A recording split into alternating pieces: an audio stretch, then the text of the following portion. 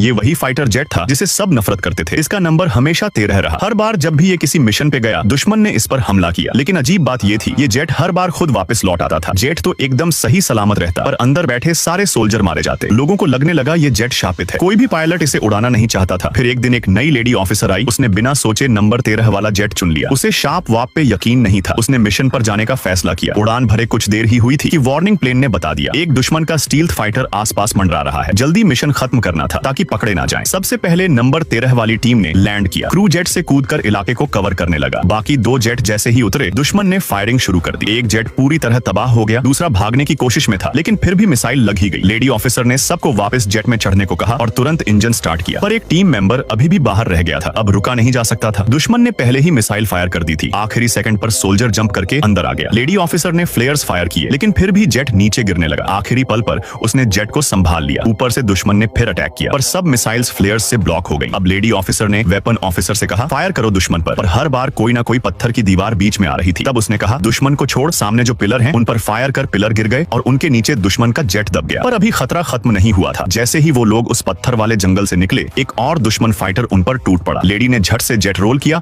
और दुश्मन के जेट से ऊपर निकल गई। उसने सीधा दुश्मन पायलट की आंखों में देखा और फिर फ्लेयर्स छोड़कर उसे खत्म कर दिया। वो अपनी टीम को सही सलामत वापस ले आई। इसके बाद भी उसने लगातार 19 मिशन नंबर 13 वाले जेट से पूरे किए। एक भी सोल्जर को कभी चोट नहीं आई। जब नए जेट बेस पर आए तो अफसरों ने कहा, अब नया जेट ले लो, पर उस लेडी ने मना कर दिया। वो अब नंबर 13 से जुड़ चुकी थी। फिर एक दिन मिशन के दौरान नंबर 13 पर घात लगाकर हमला किया गया। एक मिसाइल सीधे इंजन पर लगी। जेट आउट ऑफ कंट्रोल हो गया और गिरने लगा। लेडी को लगा अब नहीं बचेंगे, लेकिन आखिरी सेकंड में दूसरा इंजन फिर से चालू हो गया। कोई भी जख्मी नहीं हुआ, पर अब एक बड़ी दुश्मन आर्मी उनकी तरफ बढ़ रही थी। टैंक रॉकेट्स के सामने अब लड़ने का कोई फायदा नहीं था। लेडी ने जेट से बाहर निकलकर सेल्फ डिस्ट्रक्ट प्रोग्राम ऑन कर दिया। काउंटडाउन खत्म हुआ, लेकिन जेट फटा ही नहीं। वो हैरान रह गई। उसी वक्त दुश्मन सोल्जर जेट को घेर कर फायरिंग करने लगे और तभी जेट में इतना जोरदार धमाका हुआ कि सारे दुश्मन उड़ गए। असल में नंबर 13 जानबूझकर रुका था ताकि आखिरी मौके पर वो लेडी को और पूरी टीम को बचा सके।